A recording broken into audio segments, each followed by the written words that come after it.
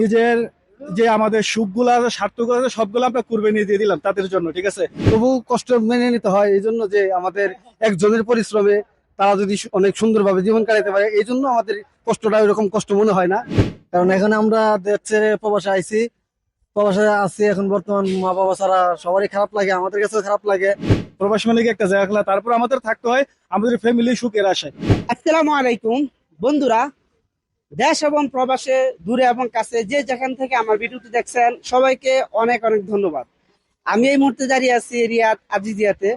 আমরা যারা প্রবাসে থাকি আমাদের প্রবাস জীবনের রমজানের দিনগুলো কেমন কাটতেছে আপনার আজকে ভিডিওতে সেটাই তুলে দেওয়ার চেষ্টা করব। আশা করি পুরো ভিডিওটি কন্টিনিউ দেখবেন, ইনশাল্লাহ অনেক ভালো লাগবে। তাহলে চলুন শুরু করা যাক আজকের ভিডিওটি।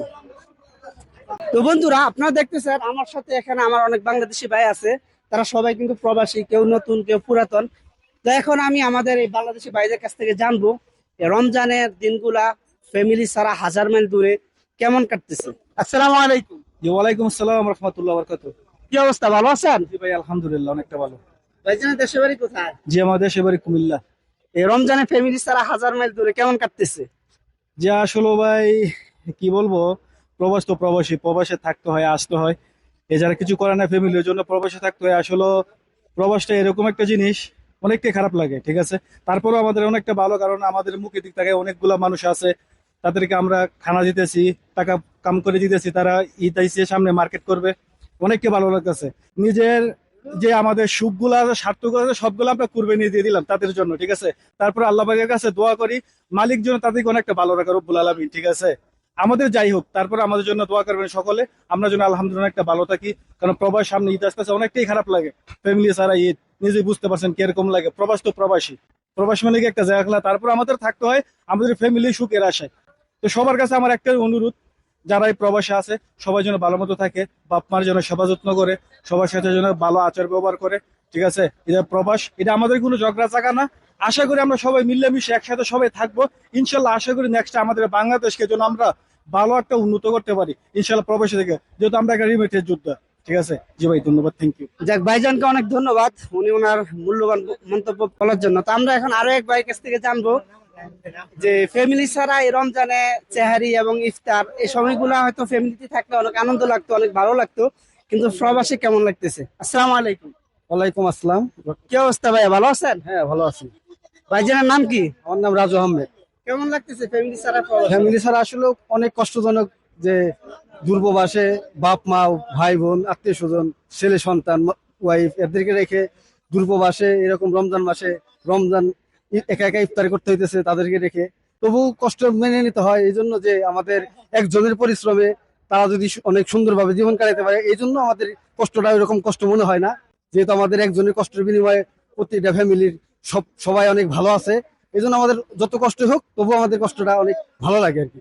কারণ আমাদের কষ্টের বিনিময়ে তাদের মুখে একটু হাসি ফোটানোর জন্য এই কষ্টটা আমাদের কিছু মনে হয় না, এই আর কি। যাক, ভাইজানকে অনেক ধন্যবাদ, আসলে অনেক সুন্দর কথা বলছেন। আসলে আমরা যারা প্রবাসে থাকি, আমরা দেশে থাকলে সেহারি এবং ইফতারটা অনেক ভালোভাবে কাটতো, কারণ ফ্যামিলির সাথে থাকতে পারতাম।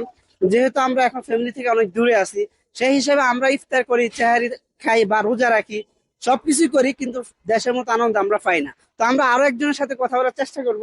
কি অবস্থা ভাই, ভালো আছেন? এই তো আলহামদুলিল্লাহ ভালো। ভাইজানের নাম কি? মোহাম্মদ সুহাগ। কেমন লাগতেছে ফ্যামিলি ছাড়া? ফ্যামিলি ছাড়া প্রবাসে তো বাপ মা, দেশে থাকলে বাপ মা ভাই বোনের সবাই কাছে থাকতো, ওদের সাথে ইফতারি সেহরি খাইতাম, অনেক ভালো লাগতো। সামনে একটা ঈদ আছে, ঈদের মধ্যে সবার সাথে থাকলে আনন্দ ফুর্তি অনেকই করতে পারতাম। কারণ এখন আমরা দেশ ছেড়ে প্রবাসে আইছি, প্রবাসে আছি এখন বর্তমান, মা বাবা ছাড়া সবারই খারাপ লাগে, আমাদের কাছেও খারাপ লাগে, বাপ মারও অনেক খারাপ লাগে। ছেলে সন্তান ছাড়া ওরা ঈদ করবে, আমরা বাপ মা ছাড়া ঈদ করবো, আমাদের কাছে খারাপ লাগে। তো সবাই সবার জন্য দোয়া করি, আর আমাদের প্রবাসীদের জন্য সকলেই দোয়া করবেন যাতে আমরা সবাই সুখে শান্তিতে থাকতে পারি, টাকা টাকা লুচি রোজগার করতে পারি, দেশে দিতে পারি, যাতে দেশের উন্নত হয়। এই জন্য শেষ করলাম। যাক, ভাইজানকে অনেক ধন্যবাদ, অনেক সুন্দর কথা বলছেন। আসলে সর্বোপরি কথা একটাই, আমরা যারা প্রবাসে থাকি হয়তো আপনারা দেখেন আমরা অনেক হাসি খুশি থাকি বা অনেক মজা মাস্তি করি, আসলে এর ভিতরে কিন্তু আমাদের মনে একটা কষ্ট লুকিয়ে থাকে। সেটাই ভাইদের মুখ থেকে আমরা শুনলেন। তো একটাই কথা, আমরা যারা প্রবাসে থাকি আমাদের সবার জন্য, কাছে এবং দূরে, দেশে বিদেশে যে যেখানে আছেন, আমাদের জন্য সবসময় দোয়া করবেন, যাতে এই বিদেশের মাটিতে আমরা সবসময় ভালো কিছু করতে পারি, ফ্যামিলির জন্য টাকার পয়সা ইনকাম করতে পারি। তো আশা করি ভিডিওটি আপনাদের কাছে অনেক ভালো লাগছে। আর ভিডিওটি ভালো লাগলে লাইক কমেন্ট করার পাশাপাশি অবশ্যই শেয়ার করে দিবেন।